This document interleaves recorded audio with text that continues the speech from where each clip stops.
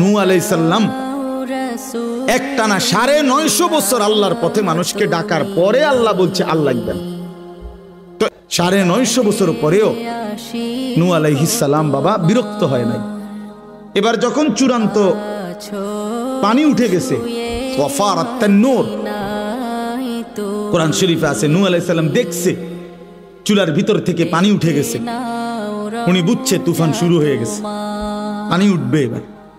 এই সময় উনি নৌকার কাছে উনার লোকজনকে তুলে নিছে, পানি আসতেছে। উনার একটা ছেলে কেনান কাফের, এই ছেলেটা এই শেষ টাইমে 950 বছর পরে ছেড়ে দিচ্ছে নৌকা।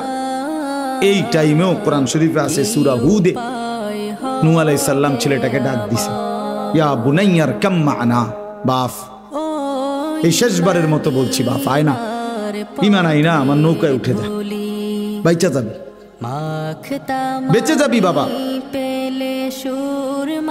ছেলেটা বলছে না, আবার ছেলেটা বলছে না বাবা আমি উঠবো না, তোমার নৌকায় যাব না, ঈমান আনবো না। তো নূহ আলাইহিস সালামের ছেলে কেনান, কোরআন শরীফ আছে এই কাফের ছেলেটা বলল সাআবি ইলা জাবালি ইয়াসিমুনি মিনাল মা, বাবা আমি ওই উঁচা পাহাড়ের উপরে গিয়ে আশ্রয় নেব, সেই পাহাড় তোমার ক্ষুধার পানি থেকে আমার বাঁচাই দিবে। এত উর্ফে পানি উঠতো না আমি জানি। হযরত নূহ আলাইহিস সালাম দেখেন তখনও রাগ করে নাই। এক বাবা সন্তানের প্রতি কি পরিমাণ দরদি হওয়া উচিত, উদাহরণ দিয়েছেন কোরআনে। নূহ আলাইহিস সালাম আবার বলছে লা আসিমাল ইয়াউমা মিন আমরিল্লাহ, বাবা বিশ্বাস কর আজকে আল্লাহর আযাব থেকে কেউ বাঁচাইতে পারবে না, ভুল করিস না বাপ, আয় না নৌকায়, ঈমান আন। কোরআন শরীফে আছে ওহ বাবা হাত ধরে টানতেছে নূহ আলাইহিস সালাম ছেলেটাকে, আয় না বাবা কালেমাটা পড়।